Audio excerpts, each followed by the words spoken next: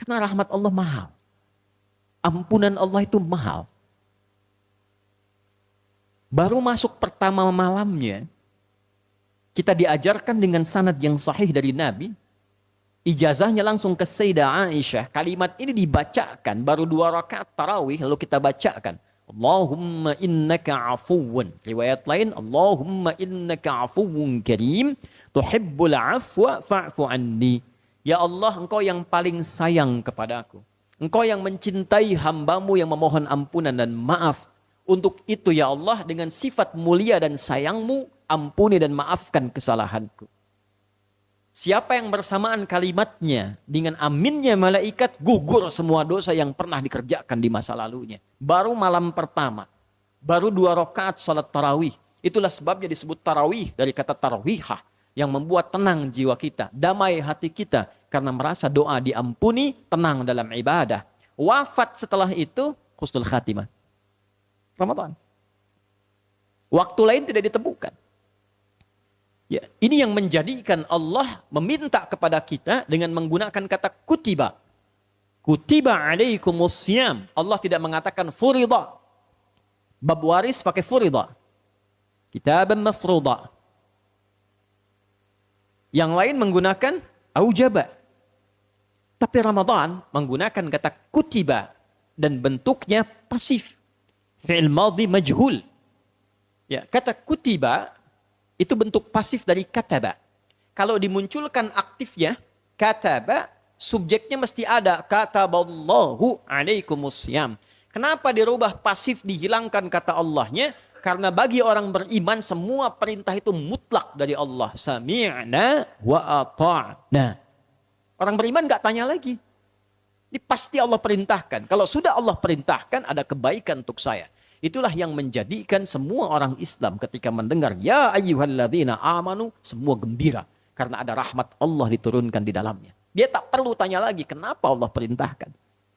Jadi kalau masih ada yang bertanya kenapa Allah perintahkan saya puasa, ini menunjukkan belum ada kegembiraan paripurna dalam imannya.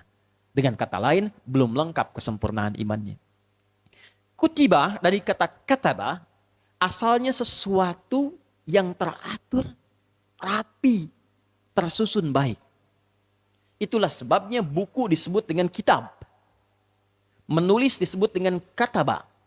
Kenapa? Karena kalau Anda menulis yang teratur, yang tersusun, yang rapi, yang baik. Buku itu disebut bagus kalau selesai. Terstruktur. Daftar isinya, dimulai dengan pengantarnya, kerangkanya, isi sampai penutup kesimpulannya, biografinya. Itulah buku, tersusun, teratur, rapi. Seakan Allah ingin mengatakan, aku wajibkan kalian puasa dengan hukum yang teratur, dengan aturan yang jelas, dan aturlah diri kalian sebelum memasukinya. Kenapa? Karena rahmat Allah yang tinggi, bonus diberikan di awal, tapi tidak menjamin itu bertahan sampai akhir. Itu yang menjadikan awal Ramadan masjid penuh semua. Tapi di pertengahan terjadi kemajuan. Safnya maju.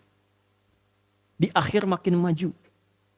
Orang lebih berkesan mengejar mudik dunia dan tidak ingat mudik akhirat. Begitu kendaraan disiapkan di tengah-tengah tidak sampai ke kampungnya, tapi disampaikan ke kampung akhiratnya. Maka Allah ingin memberikan kesan kepada kita, atur kegiatan sebelum Ramadan. Siapkan kurikulumnya. Sehingga rahmat Allah bisa dipertahankan sampai akhirnya. Maghfirah Allah bisa dijemput sampai akhirnya. Dan yang terakhir, diri kita terbebas dari ancaman neraka sampai dengan akhirnya. Itulah yang menjadikan Nabi memberikan komentar yang singkat dan padat, naik ke mimbar beliau dengan 3 undakan, diaminkan oleh malaikat, bahkan ada riwayat konon mengatakan malaikat yang menyampaikan, Nabi mengaminkan. Didokumentasikan ini oleh Al-Hakim An-Naisaburi dalam kitabnya Al-Mustadrak. Di antara kalimatnya yang populer, kama qala Rasulullah sallallahu alaihi wasallam, raghima anfu rajulin liman adraka ramadhana falam yughfar lahu. Sungguh keterlaluan, tercoreng hidungnya, belang hidungnya. Di Arab itu raghima anfu rajul, tersoreng hidungnya, wajahnya, ini menunjukkan sikap keterlaluan dan terhina. Kotor. Dulu JP Kun, seorang pejabat yang menguasai Batavia. Gubernurnya sampai sekarang di Kota Tua masih diabadikan itu tempatnya. Dia punya keponakan perempuan. Itu berzina dengan prajuritnya. Begitu diketahui, diberikan hukuman. Hukumannya persis sama dengan dalam syariat Islam. Menerapkan hukum Kristen rajam bagi pezina. Maka dihukum. Yang keponakannya dieksekusi mati, yang prajuritnya dieksekusi mati. Yang laki-laki sebelum dieksekusi, dia mengambil arang, dicoret dulu di hidungnya. Sehingga menjadi belang. Dari situlah muncul istilah hidung belang. Asalnya untuk menghinakan. Jadi perbuatan terhina. Perbuatan tidak pantas. Nah itu nasab kalimat itu ke-15 abad lalu. Itu kalimatnya raghima anfu rajulin. Sungguh terhina, sungguh keterlaluan, sungguh jauh dari rahmat Allah. Siapa? Liman adraka ramadhana falam yughfar lahu. Orang yang sudah diberi kesempatan sampai di bulan Ramadan. Tapi tak mampu menyiapkan dirinya untuk mendapatkan ampunan Allah subhanahu wa ta'ala.